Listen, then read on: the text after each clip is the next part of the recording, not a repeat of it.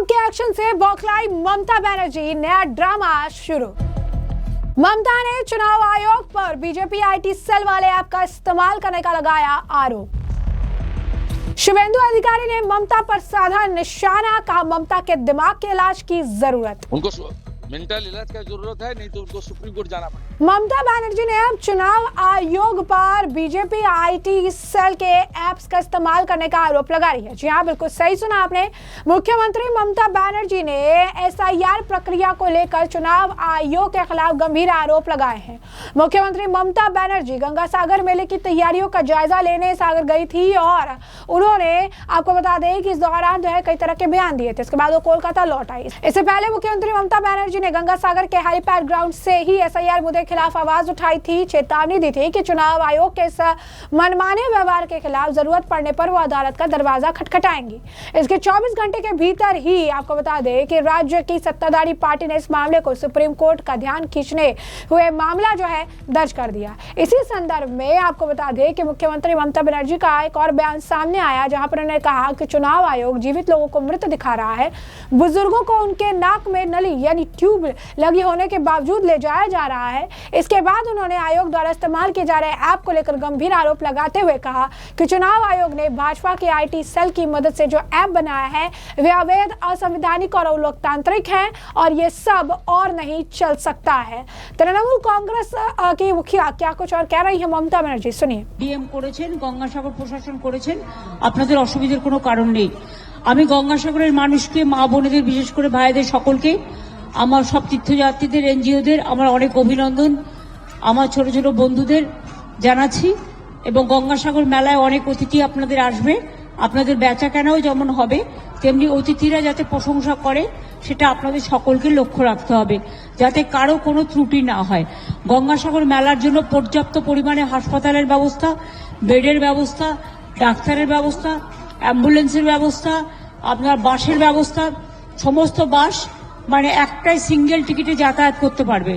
আর 5 লাখ টাকা করে সবার ইন্স্যুরেন্স করা আছে, যদি কেউ দুর্ঘটনা কবলে মারা যায় বা কিছু হয় সেজন্য আমরা পুরো মেলায় যারাই আসে এবং তীর্থযাত্রী সহ, লোকাল লোক সহ, সাংবাদিক সহ, সকলের, অফিসার সহ সকলের একটা ইন্স্যুরেন্স আমাদের করাই থাকে।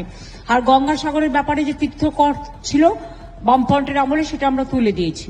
সুতরাং আমরা মনে করি সবকিছু ভালোভাবে হোক। কালকে আবার আউটরাম ঘাটে প্রোগ্রাম হবে, দেখা হবে। সবাই ভালো থাকবেন, সুস্থ থাকবেন, সুন্দর থাকবেন। আর এসআইআর এর ব্যাপারে আমি সবাইকে বলবো, ভুল ভাল করছে ইলেকশন কমিশন। জীবিতদের মৃত দেখাচ্ছে, বয়োজ্যেষ্ঠদের নাকে নল পরিয়ে নিয়ে যাচ্ছে এবং যেসব অ্যাপ করেছেন বিজেপির আইটি সেলকে দিয়ে সেগুলো ইললিগাল, আনকনস্টিটিউশনাল, আনডেমোক্রেটিক। এভাবে চলতে পারে না। আপনাদের বলবো আপনারাই ক্রস চেক করুন এবং আপনারা মানুষের পাশে দাঁড়ান। আমার পাশে দাঁড়ানোর দরকার নেই। ভালো থাকবেন। तो जैसा कि आपने उनका बयान सुना, बता दें आपको कि तृणमूल कांग्रेस शुरुआत से ही एसआईआर प्रक्रिया का विरोध करती रही है। मुख्यमंत्री ममता बनर्जी इसके खिलाफ लगातार बयानबाजी करती रही है। 4 नवंबर से 11 दिसंबर के बीच बूथ स्तरीय के अधिकारी बीएलओस के घर घर जाकर गणना फॉर्म बांटने और इकट्ठा करने की प्रक्रिया पूरी की थी और इस दौरान राज्य के विभिन्न हिस्सों में नागरिकों की मौत के लिए एसआईआर प्रक्रिया को ही जिम्मेदार ठहरा दिया गया था। यह ममता बनर्जी और उनका तृणमूल कांग्रेस ही है जिसने इस मामले को लेकर इस तरीके की अफवाह चलाई कि बीएलओ की अपनी आप जो आप कह सकते हैं मामला निकल कर आ रहा है, बीएलओ से जुड़ा हुआ जो आप कह सकते हैं लोग मर रहे हैं, बीएलओ तो वो सुसाइड कर रहे हैं, इसके पीछे का कारण जो है एसआईआर है। इस तरीके के तमाम बयान जो है इस मामले को लेकर दिए गए थे। पूरी तरीके से एक आप कह सकते हैं मिसकंसेप्शन एसआईआर को लेकर फैलाया गया था।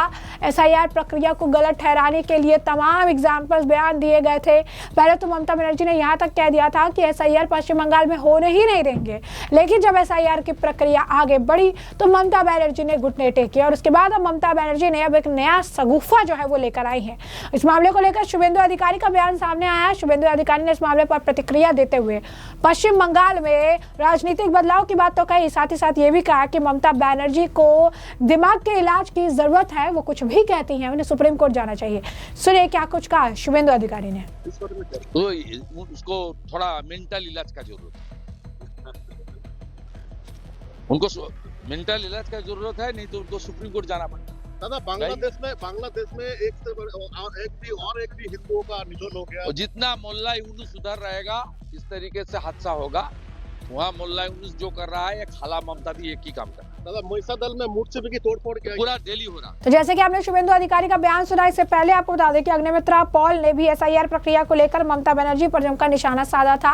अग्निमित्रा पॉल ने भी ममता बनर्जी के खिलाफ जो है बयान दिए थे और तमाम चीजें कही थी। उन्होंने बताया था कि कैसे ममता बनर्जी जो है वो सिर्फ और सिर्फ बयानबाजी करती हैं, तमाम चीजें उनके द्वारा कही जाती है। एसआईआर प्रक्रिया को रोकने के लिए वो किसी हद तक भी जा सकती हैं। आपको बता दें, उन्होंने कहा था कि बहुत दिलचस्प बात है, क्योंकि ममता बनर्जी लगातार कह रही है कि सुप्रीम कोर्ट का दरवाजा खटखटाएंगे, ये सारी चीजें करेंगे। उन्होंने कहा था कि बहुत दिलचस्प बात है, कभी सीएम बन जाती हैं, कभी कॉमन जो है व्यक्ति बन जाती हैं, कभी कुछ बन जाती हैं, कभी कुछ बन जाती हैं, और जो है पूरी तरीके से अपने वोट बैंक रोहिंग्या, बांग्लादेशी से आए घुसपैठिए, मरे हुए वोटर्स, शिफ्ट वोटर्स, अवैध वोटर्स को बचाने के लिए सारा कुछ कर रही हैं। उन्होंने कहा डुप्लीकेट वोटर्स के नाम भी इसी ने हटा दिए हैं, तो इस बात से नाराज भी हैं। सुप्रीम कोर्ट जाना चाहती हैं, जो पिछले 15 साल से कर रही हैं।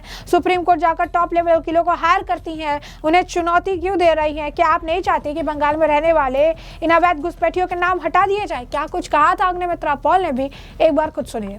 It is very interesting, that our chief minister, sometimes she becomes the chief minister, sometimes she becomes the common man. Now, when Ayushman Bharat was given to all states and every individual of every citizen of Bengal would have benefited, she didn't allow, she didn't think about the common man. Today, when her vote bank, all these Rohingyas and infiltrators from Bangladesh and dead voters, shifted voters, duplicate voters, names have been deleted by Election Commission. Now she wants to go to Supreme Court by using our money, our taxpayers' money, which she has been doing for the last 15 years, going to Supreme Court, engaging the top level lawyers whose one appearance goes to lakhs. And today she's giving, that threatening that I will go to Supreme Court as a common man and I will challenge the Election Commission. Why, Mamata Banerjee? Why are you challenging? Don't you want that these illegal infiltrators' names be deleted who have been living in Bengal? We understand that your cadres have provided, your public representative have given them the documents, provided them the documents. We understand that. But who have been stealing our adhikar, what we are supposed to get? Don't you think that you should be by the people as common man? Are, the dead voters, shifted voters, duplicate voters, these names have been deleted. And you have been using these names, this 55, 58 lakhs whose names have been deleted by Election Commission. All these years from 2011 to 2024, you have been using these names and doing election and winning. So we can understand that you are extremely jittery, extremely afraid that, and you are threatening right now that you need to go to Supreme Court. You can, Mamata Banerjee, but it will be of no use. Because Election Commission and 140 crore people of India, Bharat, understands that we will not allow any infiltrators, any Bangladeshi, any Rohingya, any Pakistani, any Afghanistani to be in our country and take what we are supposed to get. We will not allow that. तो जैसे कि आपने उनका बयान सुना, साफ तौर पर ममता बनर्जी ने अब नया बयान दे दिया है। किसी भी तरीके से एसआईआर प्रक्रिया को दबाने की कोशिश जो है ममता बनर्जी के द्वारा की जा रही है। लगातार एसआईआर को लेकर भ्रम पैदा किए जा रहे हैं, एसआईआर को लेकर तमाम बयान दिए जा रहे हैं, एसआईआर के खिलाफ जनता को भड़काने का प्रयास किया जा रहा है। लेकिन अब एसआईआर अपने आखिरी चरण में है और पश्चिम बंगाल में जल्द ही एसआईआर की पूरी प्रक्रिया पूरी हो जाएगी और एक आंकड़ा निकलकर सामने आ जाएगा कि कितने ज्यादा फर्जी वोटर, कितने ज्यादा आप कह सकते हैं अवैध वोटर्स और रोहिंग्या घुसपैठिए जितने लोग थे, कितने लोगों के नाम जो है कटे हैं। ये आंकड़ा बताया जा रहा है कि करोड़ों तक हो सकता है। 58 लाख नाम ऑलरेडी काटे जा चुके हैं और अब आखिरी चरण के एसआईआर के बाद कई सारे और आंकड़े निकलकर सामने आएंगे जो बेहद ही ज्यादा चौंकाने वाले होंगे। बीजेपी हमेशा दावा करती रही है कि ममता बनर्जी को एसआईआर से इसलिए प्रॉब्लम है क्योंकि उन्हें पता है एसआईआर हो गया तो पश्चिम बंगाल में सत्ता में वापसी करना ममता बनर्जी के लिए काफी ज्यादा मुश्किल भरा हो सकता है। तो ऐसे में हमने आपको जो पूरा मामला है विस्तार से बता दिया है कि ये पूरा मामला क्या है। इस पूरे मामले पर आपकी भी जो राय हो हमें कमेंट सेक्शन में कमेंट करके जरूर से जरूर साझा करिएगा। धन्यवाद।